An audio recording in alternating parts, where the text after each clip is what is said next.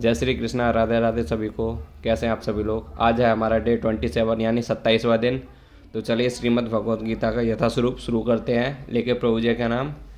हरे कृष्णा कृष्णा कृष्णा हरे हरे, हरे राम राम राम हरे हरे। ओम नमो भगवते वासुदेवाय नमः। ओम नमो भगवते वासुदेवाय नमः। तो चलिए हम अपना अध्याय 11 आगे की ओर प्रश्न पढ़ते हैं। देखते हैं इसमें हम प्रभु जी ने हमको क्या उपदेश दिए हैं।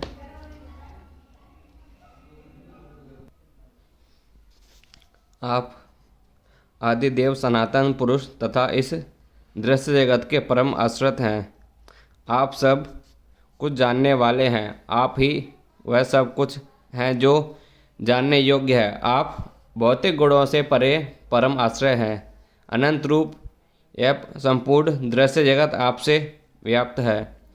प्रत्येक वस्तु भगवान पर आश्रित है, अतः वे परम आश्रय हैं।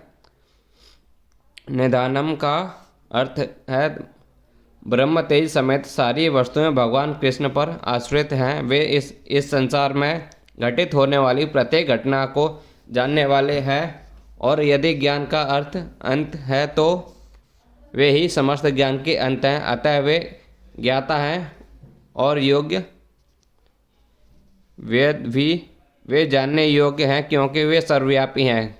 वैकुंठ लोक में कारण स्वरूप होने से वे दिव्य हैं। वे दिव्य लोक में भी प्रधान पुरुष हैं। आप वायु हैं तथा परम नियता भी हैं। आप अग्नि हैं, जल हैं तथा चंद्रमा हैं। आप आदि जीव ब्रह्म हैं और आप पितामह हैं। अतः आपको 1000 बार नमस्कार है, पुनः पुनः नमस्कार। भगवान को वायु कहा गया है, क्योंकि वायु सर्वव्यापी होने के कारण समस्त देवताओं का मुख्य अधिष्ठाता है। अर्जुन कृष्ण को पितामह परबाबा कहकर संबोधित करता है, क्योंकि वे विश्व के प्रथम जीव ब्रह्म के पिता हैं।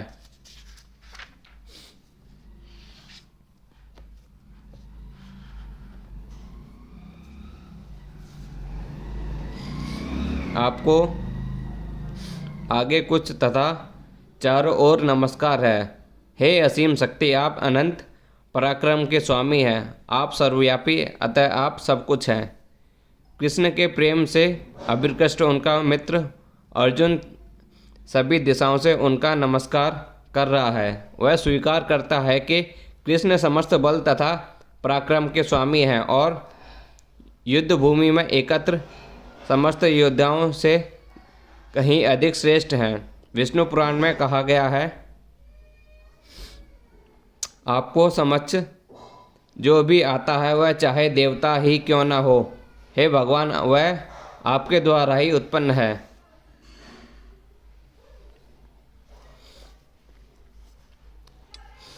आपको अपना मित्र मानते हुए मैंने हठपूर्वक आपको हे कृष्ण, हे यादव, हे सखा जैसे संबंधों से पुकारा है, क्योंकि वे आपकी महिमा को नहीं जानता था।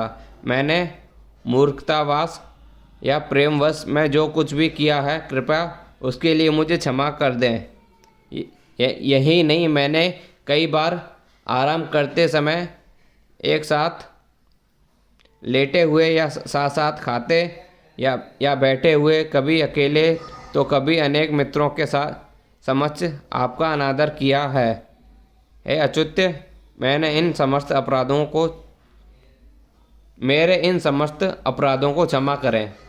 यद्यपि अर्जुन के समक्ष कृष्ण अपने विराट रूप में है, किंतु उसे कृष्ण के साथ अपने मैत्री भाव स्मरण है, इसलिए वह मित्रता के कारण होने वाले अनेक अपराधों को क्षमा करने के लिए प्रार्थना कर रहा है। वह स्वीकार करता है कि पहले उसे ज्ञात ना था कि कृष्ण ऐसा विराट रूप धारण कर सकते हैं। यद्यपि मित्र के रूप में कृष्ण ने उसे यह समझाया था, अर्जुन को भी यह भी नहीं पता नहीं था कि उसने कितनी बार हे मेरे मित्र, हे कृष्ण, हे यादव जैसे संबोधित के द्वारा उनका अनादर किया है और उनकी महिमा स्वीकार नहीं की, किंतु कृष्ण इतने कृपालु हैं कि इतने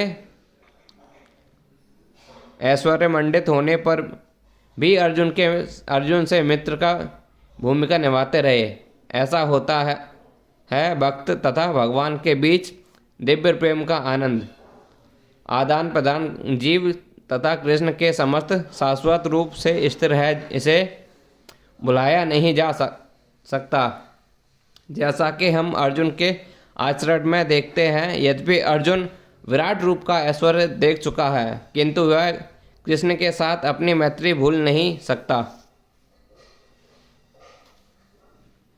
आप इस चर तथा अचर संपूर्ण दृश्य जगत के जनक हैं। आप परम पूज्य महान आध्यात्मिक गुरु हैं। ना तो कोई आपके तुल्य है, ना ही कोई आपसे सम्मान हो सकता है। हे अतुल्य शक्ति वाले प्रभु, भला तीनों लोकों में आपसे बढ़कर कोई कैसे हो सकता है। भगवान कृष्ण भी उसी प्रकार पूज्य हैं जिस प्रकार पुत्र द्वारा पिता पूज्य होता है। हे गुरु, क्योंकि सर्वप्रथम उन्हें ही ब्रह्मा को वेदों का उपदेश दिया था और इस समय वे अर्जुन को भी भगवत गीता का उपदेश दे रहे हैं। अतः वे आदि गुरु हैं और इस समय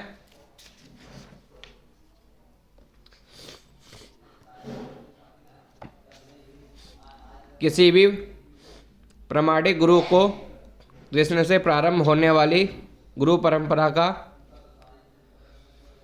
वंशज होना चाहिए। कृपा कृष्ण का प्रतिनिधि हुए बिना कोई ना तो शिक्षक और ना आध्यात्मिक विषयों का गुरु हो सकता है।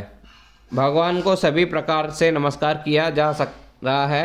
उनकी महानता अपरमेय है, कोई भी भगवान कृष्ण से बढ़कर नहीं, क्योंकि इस लोक में या वैकुंठ लोक में कृष्ण के समान या उनसे बड़ा कोई नहीं। सभी लोग उनसे निम्न हैं, कोई उनको पार नहीं कर सकता। श्वेतासुर उपनिषद में कहा गया है, भगवान कृष्ण के भी समान व्यक्ति की तरह इंद्रियां तथा शरीर हैं, किंतु उनके लिए अपनी इंद्रियां, अपने शरीर, अपने मन तथा स्वयं में कोई अंतर नहीं रहता। जो लोग मूर्ख हैं वे कहते हैं कि कृष्ण अपने आत्मा, मन, हृदय तथा अन्य प्रत्येक वस्तु से भिन्न हैं। कृष्ण तो परम है, अतः उनके कार्य तथा शक्तियाँ भी सर्वश्रेष्ठ हैं। यह भी कहा जाता है कि यद्यपि हमारे समान उनकी इंद्रियां नहीं हैं तो भी वे सारे इंद्रिय कार्य करते हैं। अतः उनकी इंद्रियां ना तो सीमित है, ना ही अपूर्ण है, ना तो कोई उनसे बढ़ कर है और ना उनके तुल्य कोई है। सभी लोग उनसे घट कर हैं। परम पुरुष का ज्ञान, शक्ति तथा कर्म सभी कुछ दिव्य भगवत गीता में कहा गया है। जो कोई कृष्ण के दिव्य शरीर, कर्म तथा पूर्णता को जान लेता है, वह इस संसार को छोड़ने के बाद उनके धाम को जाता है और फिर इस दुखमय संसार से वापस नहीं आता। अतः मनुष्य को जान लेना चाहिए कि कृष्ण के कार्य अन्यों से भिन्न होते हैं। सर्वश्रेष्ठ मार्ग तो यह है कि कृष्ण के नियमों का पालन किया जाए, इससे मनुष्य सिद्धि बनेगा। यह भी कहा गया है कि कोई ऐसा नहीं जो कृष्ण का गुरु बन सके। कभी तो उनके दास हैं। चैतन्य चरितामृत आदि में इसकी पुष्टि है। एकले ईश्वर कृष्ण आर सब भृत्य, केवल कृष्ण ईश्वर हैं, से सभी उनके दास हैं। प्रत्येक व्यक्ति उनके आदेश का पालन करता है, कोई ऐसा नहीं जो उनके आदेश का उल्लंघन कर सके। प्रत्येक व्यक्ति उनके अध्यक्षता में होने के कारण उनके निर्देश के अनुसार कार्य करता है। जैसा कि ब्रह्म संहिता में कहा गया है, वे समस्त कारणों के कारण हैं।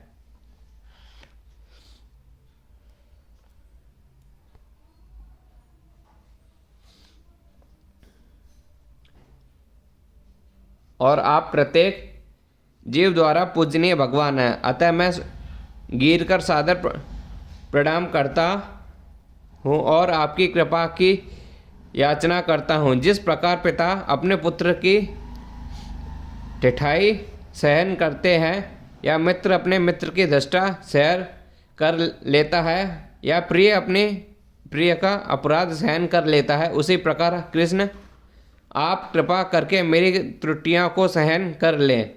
कृष्ण के भक्त उनके साथ विविध प्रकार के संबंध रखते हैं। कोई कृष्ण को पुत्रव्रत, कोई पति रूप में, कोई मित्र रूप में, या कोई स्वामी के रूप में मान सकता है। कृष्ण और अर्जुन का संबंध मित्रता का है। जिस प्रकार पिता, पति या स्वामी सब अपराध सहन कर लेते हैं, उसी प्रकार कृष्ण सहन करते हैं।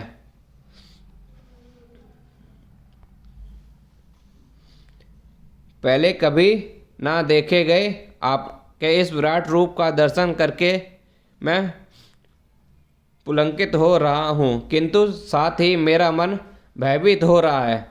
अतः आप मुझ पर कृपा करें और हे देवेश, हे जगत त्रिनिवास, अपना पुरुषोत्तम भगवत स्वरूप पुनः दिखाएं।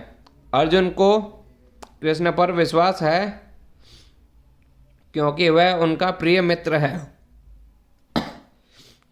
और मित्र रूप में वह अपने मित्र को ऐश्वर्य को देखकर अत्यंत पुलंकित है।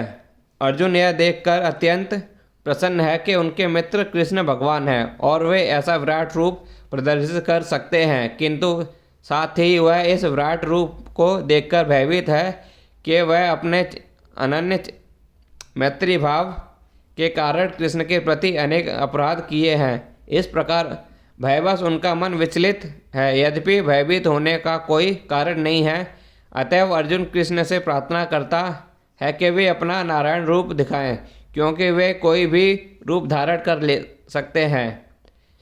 यह विराट रूप भौतिक जगत के तुल्य ही है, भौतिक एवं नश्वर है, किंतु वैकुंठ लोक में नारायण के रूप में उनका शाश्वत चतुर्भुज रूप रहता है। वैकुंठ लोक में असंख्य लोक हैं और कृष्ण इन सब में अपने भिन्न नामों से अंश रूप में विद्वान है। इस प्रकार अर्जुन वैकुंठ लोक के उनके किसी एक रूप को देखना चाहता था। निसंदेह प्रत्येक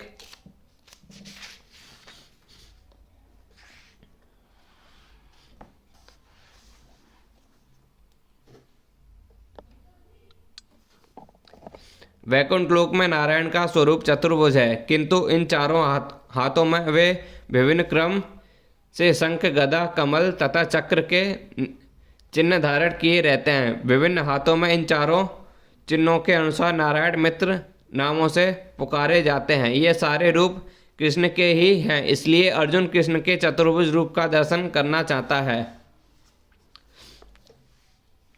हे विराट रूप, हे सहस्त्रभुज भगवान, मैं आपके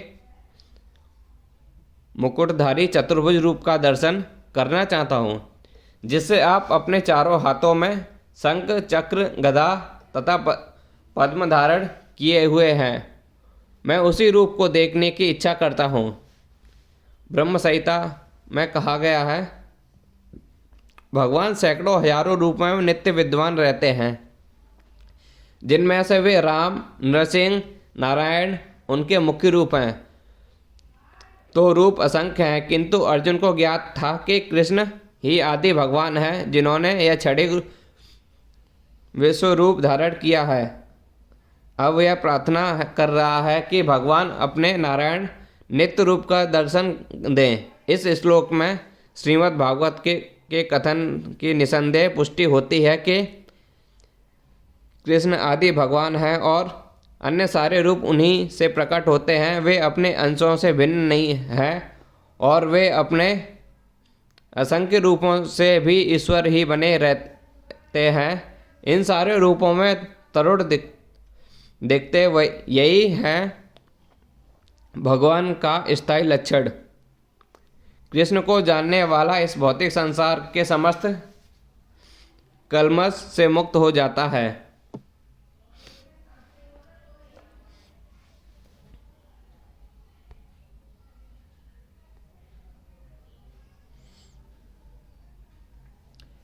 भगवान ने कहा, हे अर्जुन, मैंने प्रसन्न होकर अपनी अतरंगा शक्ति के बल पर तुम्हें इस संसार में अपने इस परम विश्वरूप का दर्शन कराया।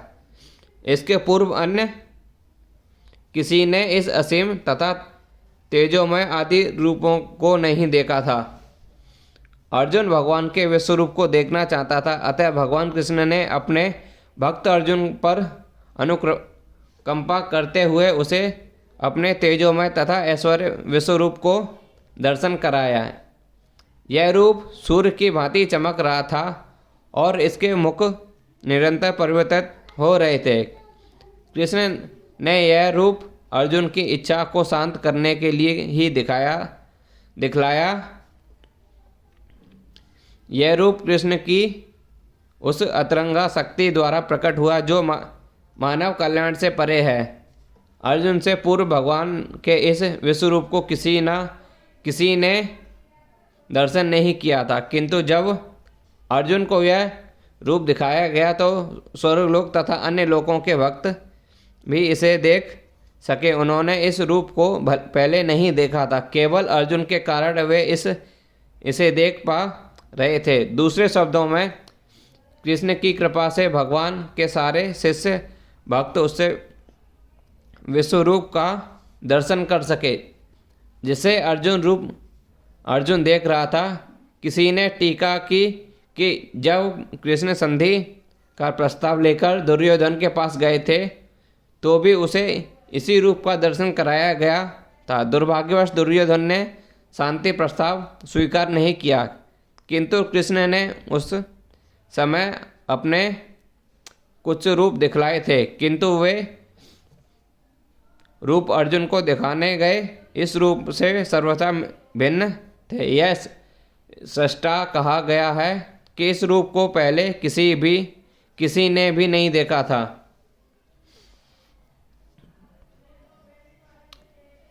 हे कुरुक्षेत्र, तुमसे पूर्व मेरे इस विश्वरूप को किसी ने नहीं देखा, क्योंकि मैं ना तो वेदाध्ययन के द्वारा, ना यज्ञ दान पुण्य या कठिन तपस्या के द्वारा इस रूप में इस संसार में देखा जा सकता हूँ। इस प्रसंग में दिव्य दृष्टि के भली भांति समझ लेना चाहिए। तो यह दिव्य दृष्टि किसके पास हो सकती है? दिव्य का अर्थ है कि देवी। जब तक कोई देवता के रूप में दिव्यता प्राप्त नहीं कर लेता तब तक उसे दिव्य दृष्टि प्राप्त नहीं हो सकती। और देवता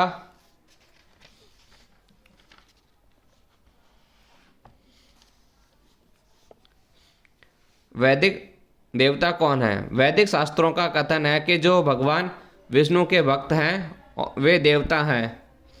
जो नास्तिक हैं, अर्थात जो विष्णु के विश्वास नहीं करते या जो कृष्ण के निर्वेश अंश होने को परमेश्वर मानते हैं, उन्हें यह दिव्य दृष्टि नहीं प्राप्त हो सकती। ऐसा संभव नहीं है कि कृष्ण का विरोध करके कोई दिव्य दृष्टि भी प्राप्त कर सके। दिव्य तने बिना दिव्य दृष्टि प्राप्त नहीं की जा सकती। दूसरे शब्दों में, जिसे दिव्य दृष्टि प्राप्त है वे अर्जुन की तरह ही विश्वरूप देख सकते हैं। भगवत गीता में विश्वरूप का विवरण है। यद्यपि अर्जुन के पूर्व यह विवरण अज्ञात था, किंतु इस घटना के बाद अब विश्वरूप का कुछ अनुमान लगाया जा सकता है। जो लोग सचमुच ही दिव्य हैं वे भगवान के विश्वरूप को देख सकते हैं, किंतु कृष्ण का शुद्ध भक्त बने बिना कोई दिव्य नहीं बन सकता। किंतु जो भक्त सचमुच दिव्य प्रकृति के हैं और उन्हें दिव्य दृष्टि प्राप्त है, वे भगवान के विश्वरूप का दर्शन करने के लिए उत्सुक नहीं रहते। जैसा कि पिछले श्लोक में कहा गया है, अर्जुन ने कृष्ण के चतुर्भुजी विष्णु रूप को देखना चाहा, क्योंकि विश्वरूप को देखकर वह सचमुच भयभीत हो उठा। इस श्लोक में कुछ महत्वपूर्ण शब्द हैं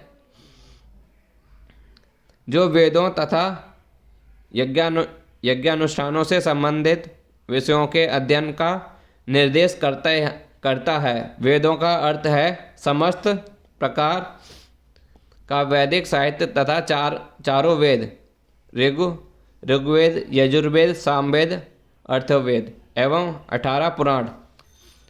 सारे उपनिषद तथा देवांत सूत्र मनुष्य इन सबको अध्ययन करना चाहे, घर में करे या अनंत, इसी प्रकार यज्ञ विधि के अध्ययन करके वे अनेक सूत्र हैं, कल्म सूत्र तथा मीनसामान सूत्र, दान सुप्रात्र को दान देने के अर्थ में आया है। जैसे वे लोग जो भगवान के दिव्य प्रेम भक्ति में लगे रहते हैं, यथा ब्रह्मांड तथा वैष्णव, इसी प्रकार क्रिया भी शब्द अग्निहोत्र के लिए हैं, और जो विभिन्न वर्णों के कामों का सूचक है। शारीरिक कष्टों से स्वेच्छा से अंगीकार करना तपस्या है। इस तरह मनुष्य भले ही इन सारे कार्यों तपस्या, दान, वेदांत, ध्यान आदि को करे, किंतु जब तक वह अर्जुन की भांति भक्त नहीं होता तब तक वह विश्वरूप का दर्शन नहीं कर सकता। निर्विशवादी भी कल्पना करते रहते हैं कि भगवान के स्वरूप का दर्शन कर रहे हैं, किंतु भगवत गीता से हम जानते हैं कि निर्विशवादी भक्त नहीं, परंतु वह भगवान के विश्वरूप को नहीं देख पाते।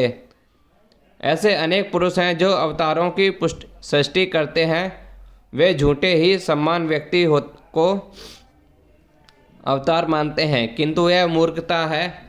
हमें तो भगवत गीता का अनुसरण करना चाहिए, अन्यथा पूर्ण आध्यात्मिक ज्ञान प्राप्ति की कोई संभावना नहीं। यद्यपि भगवत गीता को भगवत तत्व का प्राथमिक अध्ययन माना जाता है, तो भी यह इतना पूर्ण है कि कौन क्या है इसका अंतर बताया जा सकता है। पद्म अवतार का समर्थक यह कह सकते हैं कि उन्होंने ईश्वर को दिव्य अवतार स्वरूप को देखा है, किंतु यह स्वीकार नहीं, क्योंकि यहाँ पर यह स्पष्ट उल्लेख हुआ है कि कृष्ण का भक्त बने बिना ईश्वर के स्वरूप को नहीं देखा जा सकता। अतः पहले कृष्ण का शुद्ध भक्त बनना होता है, तभी कोई दावा कर सकता है कि वह विश्वरूप का दर्शन कर सकता है जिसे उसने देखा है। कृष्ण का भक्त कभी भी पद्म अवतारों या उनके अनुयायियों को मान्यता नहीं देता।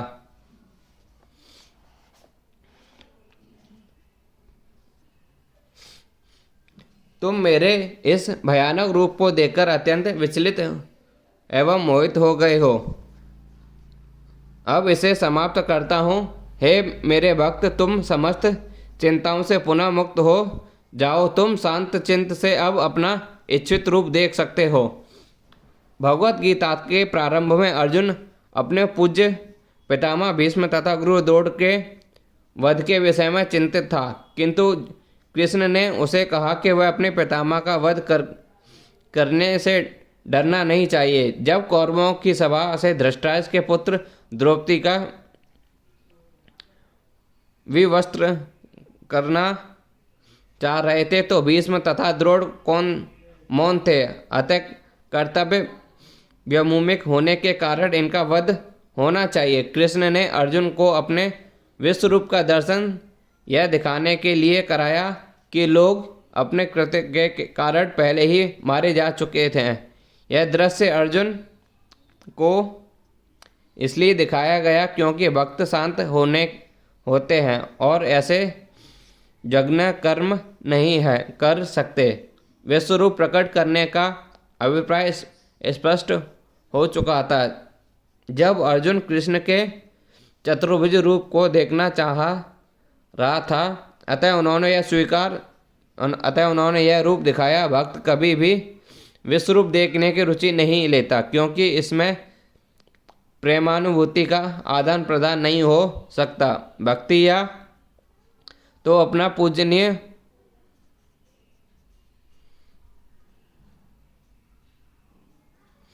पूज्य भाव अर्पित करना चाहता है, या दो भुजा वाले कृष्ण का दर्शन करना चाहता है, जिससे वह भगवान के साथ प्रेम भक्ति का आदान प्रदान कर सके।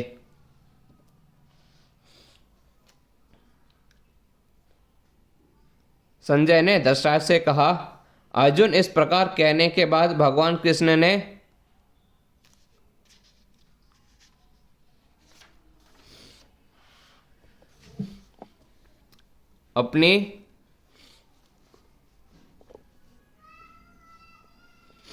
अपना असली चतुर्भुज रूप प्रकट किया और अंत में 2 भुजाओं वाला रूप प्रदर्शित करके भयभीत अर्जुन का धैर्य बंधाया।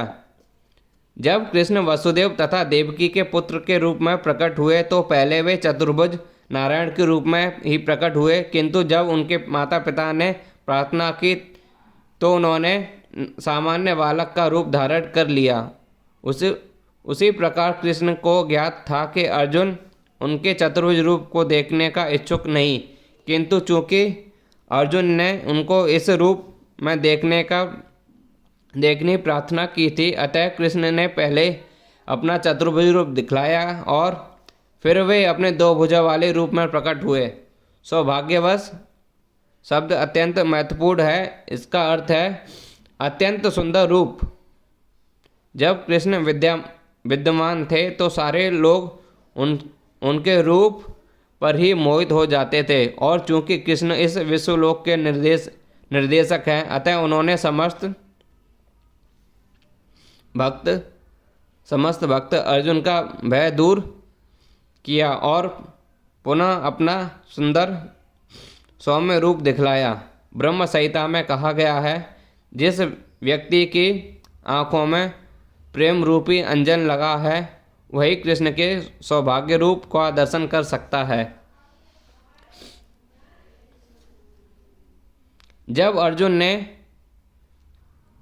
कृष्ण को उनके आदि रूप में देखा तो कहा, हे जनार्दन, आपके इस अतीव सुंदर मानवीय रूप को देखकर मैं स्तरचित हूँ और मैंने अपनी प्राकृत अवस्था प्राप्त कर ली है। यहाँ पर प्रयुक्त मानुष रूपम शब्द स्पष्ट सूचित करते हैं कि भगवान मूलतः 2 भुजाओं वाले हैं। जो लोग कृष्ण को सामान्य व्यक्ति मानकर उनका उपसंहार करते हैं, उनको यहाँ पर भगवान की दिव्य प्रकृति से अनभिज्ञ बताया गया। यदि कृष्ण सामान्य मनुष्य होते तो उनके लिए पहले विश्वरूप और फिर चतुर्भुज नारायण रूप दिखा पाना कैसे संभव हो पाता। अतः भगवत गीता में यह स्पष्ट उल्लेख है कि जो कृष्ण को सामान्य व्यक्ति मानता है, वे पाठक को यह पढ़कर भ्रांत करता है कि कृष्ण के भीतर का निर्वेश ब्रह्म बोल रहा है। वह सबसे बड़ा अन्याय करता है। कृष्ण ने सचमुच अपने विश्व रूप को तथा चतुर्भुज विष्णु रूप को प्रदर्शित किया, तो फिर वे किस तरह सामान्य पुरुष हो सकते हैं। वे शुद्ध भक्त कभी भी ऐसी गुमराह करने वाली टीकाएं से विचलित नहीं होता, क्योंकि वह वास्तविकता से अवगत रहता है। भगवत गीता के मूल श्लोक सूर्य की भांति स्पष्ट है। मूर्ख टीकाकारों को उन पर प्रकाश डालने की कोई आवश्यकता नहीं है।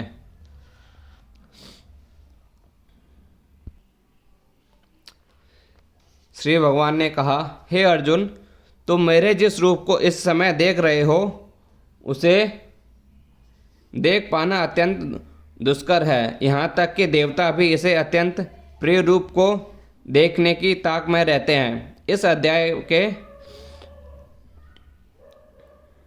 48वें श्लोक में भगवान कृष्ण ने अपना विश्वरूप दिखाना बंद किया और अर्जुन को बताया कि अनेक तप यज्ञ आदि करने पर भी इस रूप को देख पाना असंभव है। अब सुदुर्गम शब्द का प्रयोग किया जा रहा है, जो सूचित करता है कि कृष्ण द्विभुज रूप में अधिक गुहा है। कोई तपस्या, वेदांत तथा दार्शनिक चिंतन आदि विभिन्न क्रियाओं के साथ थोड़ा सा भक्ति तत्व मिलाकर कृष्ण के विश्वरूप का दर्शन संभव कर सकता है, लेकिन भक्ति तत्व के बिना यह संभव नहीं। इसका वर्णन पहले ही किया जा चुका है। फिर वह विश्वरूप से आगे कृष्ण का द्विभुज रूप है, जिसे ब्रह्मा तथा शिव जैसे बड़े बड़े देवताओं द्वारा भी देख पाना और भी कठिन है। वे उनका दर्शन करना चाहते हैं। और श्रीमद् भागवत में प्रमाण है कि जब भगवान अपनी माता देवकी के गर्भ में थे तो स्वर्ग के सारे देवता कृष्ण के चमत्कार को देखने के लिए आए और उन्होंने उत्तम श्रुतियाँ की। यद्यपि उस समय वे दृष्टिगोचर नहीं थे, वे उनके दर्शन की प्रतीक्षा कर रहे थे। मूर्ख व्यक्ति उन्हें सामान्य जन समझकर भले ही उनका उपहार कर लें और उनका सम्मान ना करें, उनके भीतर स्थित किसी निराकार कुछ का सामान्य सम्मान करें, किंतु वह यह सब कुछ मूर्खता पूर्ण व्यवहार है। कृष्ण के द्विभुज रूप का दर्शन तो ब्रह्मा तथा शिव जैसे देवता तक करना चाहते हैं। श्रीमद् भगवत गीता में इसकी पुष्टि हुई है। जो लोग उनका उपहास करते हैं वे उन्हें दृश्य नहीं होते, जैसा कि ब्रह्म संहिता में तथा स्वयं कृष्ण द्वारा भगवद गीता में पुष्टि की गई है। कृष्ण का शरीर सच्चिदानंद स्वरूप है। उनका शरीर कभी भी भौतिक शरीर जैसा नहीं है होता, किंतु जो लोग भगवद गीता या इसी प्रकार के वैदिक शास्त्रों को पढ़कर कृष्ण का अध्ययन करते हैं, उनके लिए कृष्ण समस्या बने रहते हैं। जो भौतिक विधि का प्रयोग करता है उनके लिए कृष्ण एक महान ऐतिहासिक पुरुष तथा अत्यंत विद्वान चिंतक हैं। यद्यपि वे सामान्य व्यक्ति हैं और इतने शक्तिमान होते हुए भी भौतिक शरीर धारण करना पड़ा, अंतर्गोत्वा वे परम सत्य को निर्विष मानते हैं। अतः वे सोचते हैं कि भगवान ने अपने निराकार रूप से ही साकार रूप धारण किया। परमेश्वर के विषय में ऐसा अनुमान नितांत भौतिकवादी है। दूसरा अनुमान भी काल्पनिक है। जो लोग ज्ञान की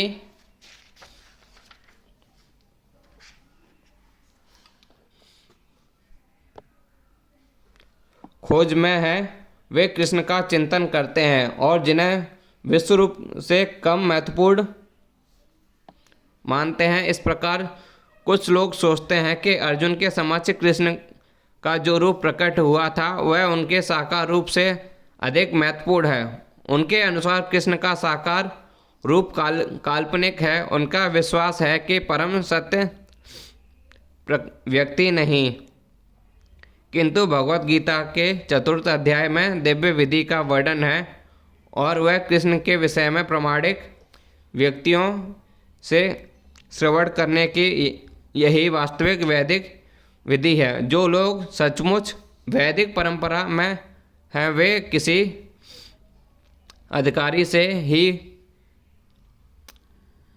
कृष्ण के विषय में श्रवण करते हैं और बारंबार श्रवण करने से कृष्ण उनके प्रिय हो जाते हैं। जैसा कि हम कई बार बता चुके हैं कि कृष्ण अपनी योग माया शक्ति से आच्छादित हैं। उन्हें हर कोई नहीं देख सकता, वही उन्हें देख पाता है जिसे समझ वे प्रकट होते हैं। उसकी पुष्टि वेदों में हुई है। किंतु जो शरणगत हो चुका है वे परम सत्य को सचमुच समझ सकता है। निरंतर कृष्ण भावनामृत से तथा कृष्ण की भक्ति से आध्यात्मिक आंखें खुल जाती हैं और वह कृष्ण को प्रकट रूप से देख सकते हैं। ऐसा प्राकट्य देवताओं तक के लिए दुर्लभ है। अतः वे उन्हें भी नहीं समझ पाते जिन्हें वे द्विभुज रूप के दर्शन ताक में रहते हैं। वे निष्कर्ष यह निकला है कि यद्यपि कृष्ण के विश्वरूप का दर्शन कर पाना अत्यंत दुर्लभ है और हर कोई ऐसा नहीं कर सकता, किंतु श्याम सुंदर रूप को समझ पाना तो और भी कठिन है।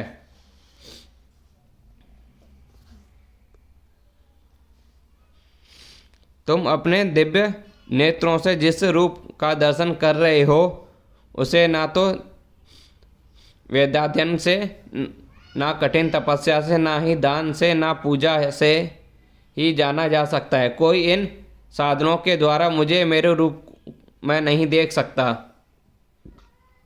कृष्ण पहले अपनी माता देवकी तथा पिता वासुदेव के समक्ष चतुर्भुज रूप में प्रकट हुए थे। तब उन्होंने अपना द्विभुज रूप धारण किया था।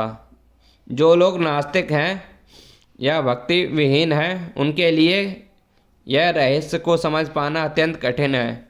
जिन विद्वानों ने केवल व्याकरण किसी से या कोरी शैक्षिक योग्यता के आधार पर वैदिक साहित्य का अध्ययन किया है, वे कृष्ण को नहीं समझ सकते, ना ही वे लोग कृष्ण को समझ सकेंगे। जो औपचारिक पूजा करने के लिए मंदिर जाते हैं, वे भले ही वहाँ जाते रहें, वे कृष्ण के असली रूप को नहीं समझ सकेंगे। कृष्ण को तो केवल भक्ति मार्ग से समझा जा सकता है, जैसा कि कृष्ण ने स्वयं अगले श्लोक में बताया है।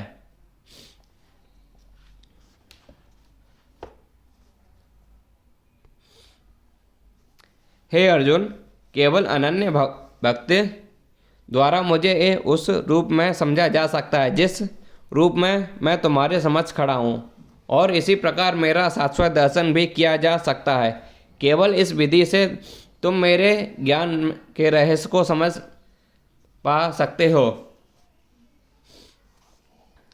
कृष्ण को केवल अनन्य भक्ति योग द्वारा समझा जा सकता है। इस श्लोक में वे इसे स्पष्टता से कहते हैं जिससे ऐसे अनाधिकारी टीकाएं जो भगवत गीता को देखकर कल्पना के द्वारा समझना चाहते हैं, वो यह जान सकते हैं कि वे समय का अपव्यय कर रहे हैं। कोई यह नहीं जान सकता कि किस प्रकार चतुर्भुज रूप में माता के गर्भ में उत्पन्न हुए और फिर तुरंत ही दो भुजाओं वाले रूप में बदल गए। ये बातें ना तो वेदों के अध्ययन से समझी जा सकती है, ना ही दार्शनिक चिंतन द्वारा। अतः यह यहाँ पर स्पष्ट कहा गया है कि ना तो कोई उन्हें देख सकता है और ना ही इन बातों को रहस्य ही समझ सकता है। किंतु जो लोग वैदिक साहित्य के अनुभवी विद्यार्थी हैं, वे अनेक प्रकार से वैदिक ग्रंथों के माध्यम से उन्हें ज्ञान सकते हैं। इसके लिए अनेक विधि विधानों के हैं, और यदि कोई सचमुच उन्हें जानना चाहता है तो वह उसे प्रमाणिक ग्रंथों से उल्लेखित विधियों का पालन करना चाहिए। वह इन नियमों के अनुसार तपस्या कर सकता है। उदाहरणार्थ, कठिन तपस्या के हेतु वह कृष्ण जन्माष्टमी को, जो कृष्ण का अभिवार्व दिवस है, तथा मास की दोनों एकादशी का उपवास कर सकता है। जहाँ तक दान का संबंध है, वह यह बात साफ है कि उन कृष्ण भक्तों को यह दान दिया जाए जो संसार भर में कृष्ण दर्शन को या कृष्ण भावनामृत को फैलाने में लगे हुए हैं। कृष्ण भावनामृत मानवता के लिए वरदान है। रूप गोस्वामी ने भगवान चैतन्य की प्रशंसा परम दानवीर के रूप में की है, क्योंकि उन्हें कृष्ण प्रेम की मुक्त रीति से विस्तार किया, जिस प्रकार पाना बहुत कठिन है। अतः यदि कोई कृष्ण भावनामृत का प्रचार करने वाले व्यक्ति को अपना दान देता है, तो वह कृष्ण भावनामृत का प्रचार करने के लिए दिया गया यह दान संसार का सबसे बड़ा दान है। और यदि कोई मंदिर में जाकर विधि पूर्वक पूजा करता है, भारत के मंदिरों में सदा कोई ना कोई मूर्ति, सामान्यतः विष्णु या कृष्ण की मूर्ति रहती है, तो भी वह भगवान की पूजा करके उन्हें सामान्य प्रदान करके उन्नति करने का अवसर होता है। नौसिखियों के लिए भगवान की भक्ति करते हुए मंदिर पूजा अनिवार्य है, जिसकी पुष्टि श्वेता उपनिषद में हुई है, जिसमें भगवान के लिए अवचलित भक्ति भाव होता है और जिसका मार्गदर्शन गुरु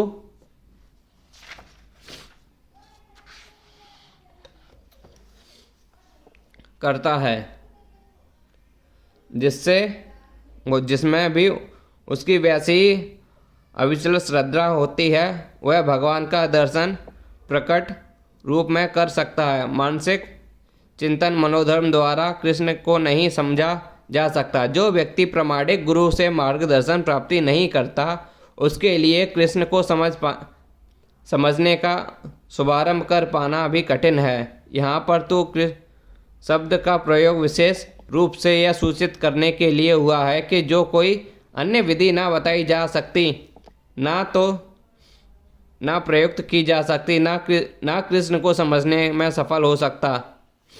कृष्ण के चतुर्भुज तथा द्विभुज साक्षात रूप में अर्जुन को दिखाने गए छठे विश्वरूप में सर्वथा भिन्न है। नारायण का चतुर्भुज रूप तथा कृष्ण का द्विभुज रूप दोनों ही शाश्वत तथा दिव्य हैं, जबकि अर्जुन को दिखलाया गया विश्वरूप नश्वर है। सुदुर्गम शब्द का अर्थ ही है कि देख पाने में कठिन, जिससे पता चलता है कि इस विश्वरूप को किसी ने नहीं देखा था, जिससे यह पता चलता है कि भक्तों को इस विश्वरूप को दिखाने की आवश्यकता ही नहीं थी।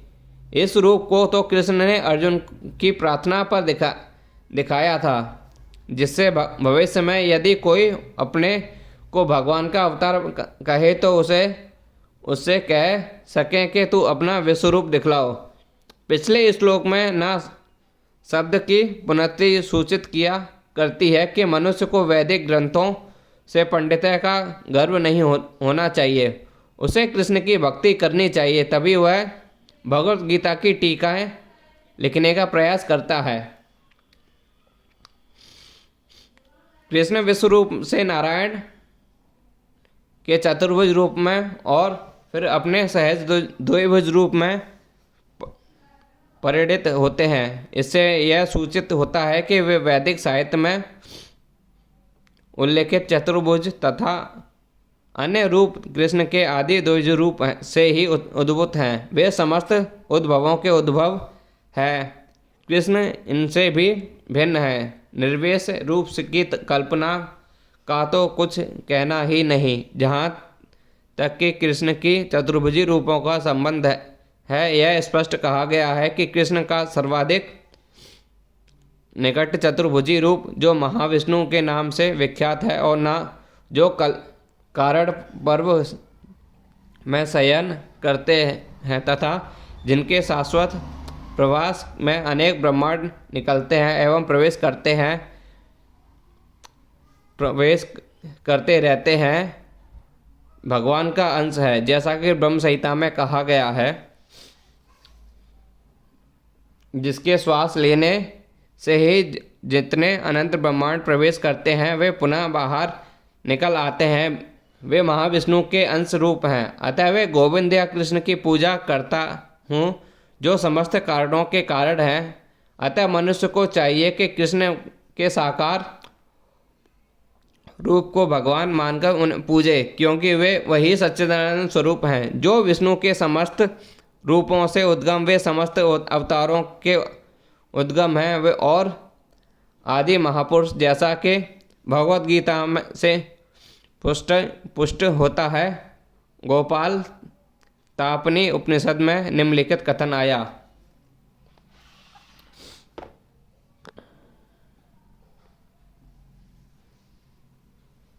मैं कृष्ण को प्रणाम करता हूँ जो सच्चिदानंद स्वरूप हैं। उनको नमस्कार करता हूँ क्योंकि उनको जान लेने का अर्थ है वेदों को जान लेना। अतः वे परम गुरु हैं।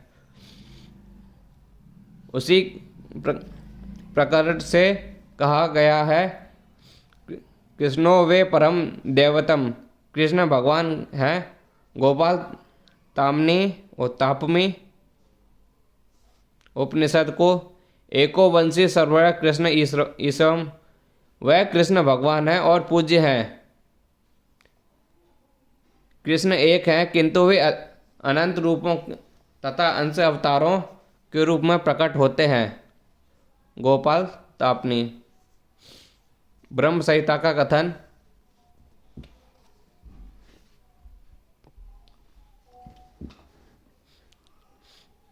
भगवान तो कृष्ण हैं जो सच्चिदानंद स्वरूप हैं। उनका कोई आदि नहीं, क्योंकि वे प्रत्येक वस्तु के आदि हैं। वे समस्त कारणों के कारण हैं। अनन्य भी कहा गया है। भगवान एक व्यक्ति हैं, उनका नाम कृष्ण है, और वे कभी कभी इस पृथ्वी पर अवतरित होते हैं। इसी प्रकार भगवत गीता और श्रीमद् भागवतम में भगवान ने सभी प्रकार के अवतारों का वर्णन मिलता है, जिससे कृष्ण का भी नाम है। किंतु वे यह कहा गया है कि कृष्ण ईश्वर के अवतार नहीं, अपितु साक्षात भगवान हैं। इस प्रकार भगवत गीता में भगवान कहते हैं, मतम परंतम न्यान्तम, मुझे भगवान कृष्ण के रूप में कोई श्रेष्ठ नहीं, अनंत भी कहा गया है। मैं समस्त देवताओं का उद्गम हूँ। कृष्ण को भगवत गीता ज्ञान प्राप्त करने के पर अर्जुन भी इन शब्दों की पुष्टि करता है। परम ब्रह्म परम धाम पवित्रम परम भगवान भवाम। अब मैं भली भांति समझ गया कि आप परम सत्य भगवान हैं और परम वस्तु और प्रत्येक वस्तु के आश्वर हैं। अब वो अतः कृष्ण ने अर्जुन को जो विश्वरूप दिखलाया वह उनका आदि रूप नहीं, आदि रूप तो कृष्ण के रूप है। हजारों हाथों हजारों सिरों वाले विश्वरूप तो उन लोगों का ध्यान आकर्षित करने के लिए दिखलाया गया जिनका ईश्वर से तनिक भी प्रेम नहीं है। यह ईश्वर का आदि रूप नहीं, विश्वरूप उन शुद्ध भक्तों के लिए तनिक भी आकर्षित नहीं होता, जो विश्वरूप दिव्य संबंधों से भगवान से प्रेम भक्ति करते हैं। भगवान अपने आदि कृष्ण के रूप में ही प्रेम का आदान प्रदान करते हैं। अतः कृष्ण से घनिष्ठ मैत्री भाव से संबंधित अर्जुन को भी यह विश्वरूप तनिक भी रुचिकर नहीं लगा, अपितु उसे भयानक लगा। कृष्ण के चिर सखा अर्जुन के पास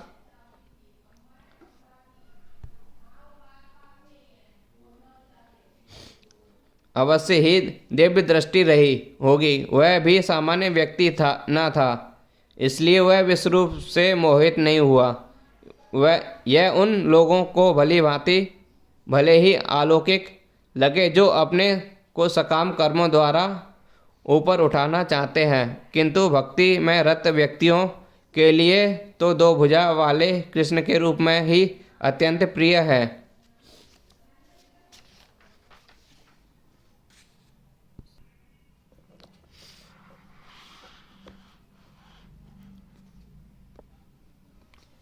हे अर्जुन, जो व्यक्ति सकाम कर्मों तथा मनोधर्म के कलमश से मुक्त होकर मेरी शुद्ध भक्ति में तत्पर रहता है, जो मेरे लिए कर्म करता है, जो मुझे ही जीवन लक्ष्य समझता है, जो प्रत्येक जीव में मैत्री भाव रखता है, वह निश्चय ही मुझे प्राप्त करता है।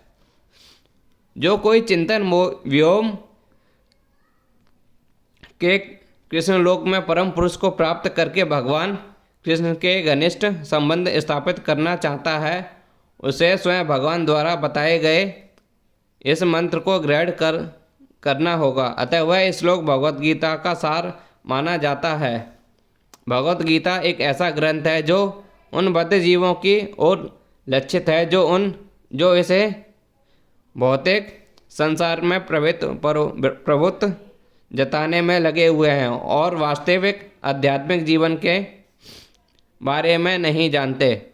भगवत गीता का उद्देश्य यह दिखाना है कि मनुष्य किस प्रकार अपने आध्यात्मिक अस्तित्व को तथा भगवान के साथ अपने संबंध को समझ सकता है तथा उसे यह शिक्षा देना कि भगवान भगवत धाम को कैसे पहुंच सकता है। यह श्लोक उस विधि को स्पष्ट रूप से बताता है जिससे मनुष्य अपने आध्यात्मिक कार्य में अर्थात भक्ति में सफलता प्राप्त कर सकता है।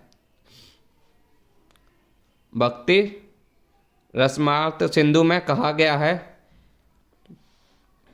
ऐसा कोई कार्य ना करें जो कृष्ण से संबंधित ना हो। यह कृष्ण कर्म कहलाता है। कोई भले ही कितने कर्म क्यों ना करे, किंतु उन्हें उनके फल की प्राप्ति आसक्ति नहीं होनी चाहिए। यह फल तो कृष्ण को ही अर्पित किया जाना चाहिए। उदाहरणार्थ, यह यदि कोई व्यापार में व्यस्त है तो उसे इस व्यापार को कृष्ण भावनामृत में परिणत करने के लिए कृष्ण को अर्पित करना होगा। यदि कृष्ण व्यापार के स्वामी हैं तो इसका लाभ भी उन्हें ही मिलना चाहिए। यदि किसी व्यापारी के पास करोड़ों रुपए की संपत्ति हो और यदि वह इस कृष्ण को अर्पित करना चाहे तो वह ऐसा कर सकता है। यही कृष्ण कर्म है। अपनी इंद्रिय तृप्ति के लिए विशाल भवन न बनाकर वह कृष्ण के लिए सुंदर मंदिर बनवा सकता है। कृष्ण का अर्चा विग्रह स्थापित कर सकता है और भक्त के प्रामाणिक ग्रंथों में वर्णित आचार्य विग्रह की सेवा का प्रबंध करा सकता है। यह सब कृष्ण कर्म है। मनुष्य को अपने कर्म फल में लिप्त नहीं होना चाहिए, अपितु इसे कृष्ण को अर्पित करके बची हुई वस्तु को केवल प्रसाद के रूप में ग्रहण करना चाहिए। यदि कोई कृष्ण के विशाल भवन बनवा देता है और उसे कृष्ण का अर्चा विग्रह स्थापित करता है तो उससे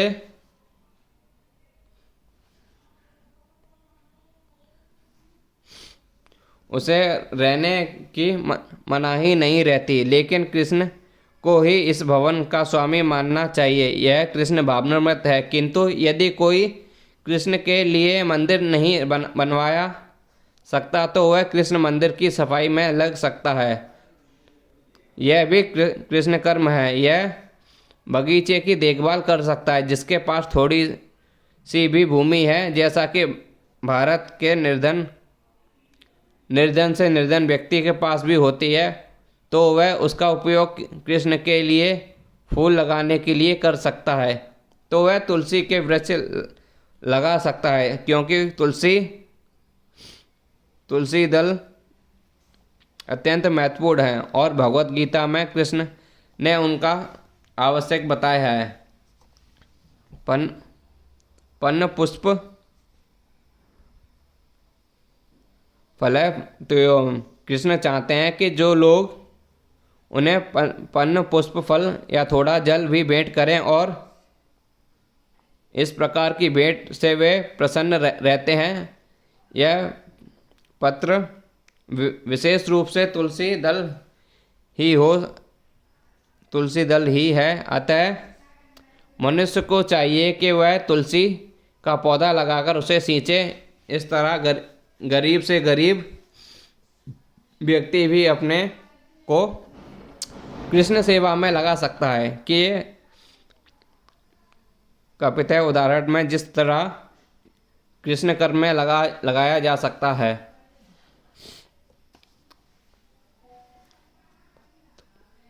मत परम शब्द पर उस व्यक्ति के लिए आता है जो अपने जीवन का परम लक्ष्य भगवान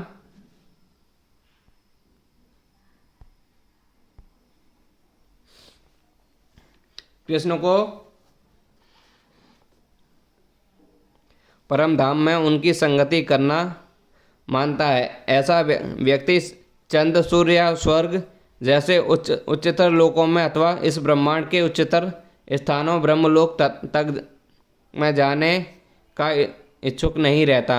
इससे उसकी तनिक भी इच्छा नहीं रहती। उसकी आसक्ति तो आध्यात्मिक आकाश में जाने में रहती है। आध्यात्मिक आकाश में वह ब्रह्म ज्योति में तादात्म्य प्राप्त करके भी संतुष्ट नहीं रहता, क्योंकि वह तो सर्वोच्च आध्यात्मिक लोक में जाना चाहता है, जिसे कृष्ण लोक या गोलोक वृंदावन कहते हैं। उसे उस लोक का पूरा ज्ञान रहता है, अतः वह अन्य किसी लोक को नहीं चाहता। जैसा कि मदभक्त शब्द से सूचित होता है कि वह भक्ति में पूर्णतः रत रहता है। विशेष रूप में वह कृष्ण कीर्तन, स्मरण, पाद सेवन, अचंत वंदन, दास, समस्त और आत्मनिर्वेदन भक्ति के इस 9 साधनों में लगा रहता है। मनुष्य चाहे तो इन 9 साधनों में रत रह सकता है, अथवा 8 में, 7 में नहीं तो कम से कम 1 में तो रत रह सकता है। तब वह निश्चित रूप से कृतार्थ हो जाएगा। शब्द भी महत्वपूर्ण है। मनुष्य को चाहिए कि ऐसे लोग संबंध तोड़ लें जो कृष्ण के विरोधी हैं। न केवल नास्तिक लोग कृष्ण के विरुद्ध रहते हैं, अपितु वे भी हैं जो सकाम कर्मों तथा मनोधर्म के प्रति आसक्त रहते हैं। अतः भक्ति सामर्थ सिंधु में शुद्ध भक्ति का वर्णन इस प्रकार हुआ है। इस श्लोक में श्रील रूप गोस्वामी स्पष्ट कहते हैं कि यदि कोई अनन्य भक्ति करना चाहता है तो उसे समस्त प्रकार के भौतिक कलमश से मुक्त होना चाहिए। ऐसे उसे व्यक्तियों से दूर होना चाहिए जो सकाम कर्मों तथा मनोधर्म में आसक्त हैं। ऐसे अवांछित संगति तथा भौतिक इच्छाओं के कलमश से मुक्त होने पर भी वह कृष्ण का पूर्ण अनुशीलन कर सकता है, जिसे शुद्ध भक्त कहते हैं। अनुकूलन संकलन प्रतिकूलिमस वर्जनम हरि भक्त विलास। मनुष्य को चाहिए कि अनुकूल भाव से कृष्ण के विषय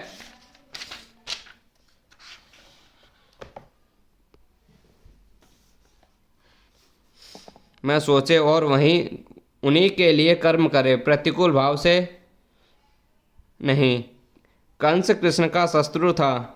वह कृष्ण के जन्म से ही उन्हें मारने की तरह तरह की योजना बनाता रहा, किंतु असफल होने के कारण वह सदैव कृष्ण का चिंतन करता रहा। इस तरह वह सोते जागते काम करते हुए सदैव कृष्ण भावना भावित रहा, किंतु उसकी वह कृष्ण भावना अनुकूल न थी। अतः वह 24 घंटे कृष्ण का चिंतन करते रहने पर भी कृष्ण वह असुर ही माना जाता रहा और अंत में कृष्ण द्वारा मार डाला गया। निसंदेह कृष्ण द्वारा वध किए गए व्यक्ति को तुरंत मोक्ष मिल जाता है, किंतु शुद्ध भक्त का उद्देश्य यह नहीं। शुद्ध भक्त तो मोक्ष की भी कामना नहीं करता। वह सर्वोच्च लोक गोलोक वृंदावन भी नहीं जाना चाहता। उसका एकमात्र उद्देश्य कृष्ण की सेवा करना है, चाहे वह जहाँ भी रहे। कृष्ण भक्त प्रत्येक मैत्री भाव में रहता है, इसलिए यहाँ पर उसे निर्वैर कहा गया है, अर्थात उसका कोई शत्रु नहीं। वह कैसे संभव है? कृष्ण भावनाव्रत में स्थिर भक्त जानता है कि कृष्ण की भक्ति ही मनुष्य को जीवन की समस्त समस्याओं का छुटकारा दिला सकती है। उसे इस व्यक्तिगत अनुभव रहता है कि फलतः वह इस प्रणाली को, कृष्ण भावनाव्रत को मानव समाज का प्रचारण करना चाहता है। भगवत भक्तों का इतिहास साक्षी है कि ईश्वर चेतना का प्रचार करने में वो कई बार भक्ति को अपने जीवन के संकटों में डालना पड़ा। सबसे उपयुक्त उदाहरण सीसस कास्टम का है। उन्हें भक्तों ने सूली पर चढ़ा दिया, किंतु उन्होंने अपना जीवन कृष्ण भावनाव्रत में के प्रसार से उत्पन्न किया। निसंदेह यह कहना कि वह मारे गए ठीक नहीं। इसी प्रकार भारत में भी अनेक उदाहरण हैं। यथा प्रहलाद महाराज तथा ठाकुर हरिदास। ऐसा संकट उन्होंने क्यों उठाया? क्योंकि वह कृष्ण भावनाव्रत का प्रसार करना चाहते थे और वे कठिन कार्य है। कृष्ण भावना भावित व्यक्ति जानता है कि मनुष्य कृष्ण के साथ अपने संबंध को भूलने के कारण ही कष्ट भोग रहा है। अतः मानव समाज की सबसे बड़ी सेवा होगी कि वह अपने पड़ोसी को समस्त भौतिक समस्याओं का उबारना जाए। इस प्रकार शुद्ध भक्त भगवान की सेवा में लगा रहता है। तभी हम समझ सकते हैं कि कृष्ण उन लोगों पर कितने दयालु हैं जो उनकी सेवा में लगे रहकर उनके लिए सभी प्रकार के कष्ट सहते हैं। अतः वह निश्चय है कि ऐसे लोग इस शरीर को छोड़ने के बाद परम धाम को प्राप्त होते हैं। सारांश यह है कि कृष्ण ने अपने क्षण भंगुर विश्व रूप के साथ काल के रूप में जो सब कुछ भक्षण करने वाला है और यहाँ तक कि चतुर्भुज विष्णु रूप को दिखलाया। इस तरह समस्त स्वरूपों का उद्गम ऐसा नहीं कि वे आदि स्वरूप या विष्णु की ही अभिव्यक्ति हैं। वे समस्त रूपों का उद्गम हैं। विष्णु तो हजारों लाखों है, लेकिन भक्त के लिए कृष्ण का कोई अन्य रूप नहीं उतना महत्वपूर्ण नहीं जितना कि मूल दो भुजी श्याम सुंदर रूप है। ब्रह्म संहिता में कहा गया है, जो प्रेम या भक्ति भाव से कृष्ण के श्याम सुंदर रूप के प्रति आसक्त है, वह सदैव उन्हें अपने हृदय में देख सकते हैं और कुछ भी नहीं देख सकते। अतः मनुष्य को समझ लेना चाहिए कि इस 11 अध्याय का तात्पर्य यही है कि कृष्ण का ही रूप सर्वोपरि है एवं परम सार है। इस प्रकार श्रीमद् भगवद गीता के 11वें अध्याय विराट रूप का भक्ति वेदांत तात्पर्य पूर्ण हुआ। हरे कृष्णा कृष्णा कृष्णा हरे हरे, हरे राम राम राम हरे हरे। तो चलिए आज हमारा अध्याय 11 संपूर्ण हुआ। तो कल हम अध्याय 12 की ओर प्रस्थान करेंगे। जब तक ले आप श्रीमद् भगवान के नाम जप करते रहिए, हरे कृष्णा हरे राम का, और श्री कृष्ण के भक्ति में लीन रहिए। तो चलिए प्रभु जी कल मिलते हैं। जब के लिए हरे कृष्णा कृष्णा कृष्णा हरे हरे, हरे राम राम राम हरे हरे। ओम नमो भगवते वासुदेवाय, ओम नमो भगवते वासुदेवाय। तो चलिए मिलते हैं कल।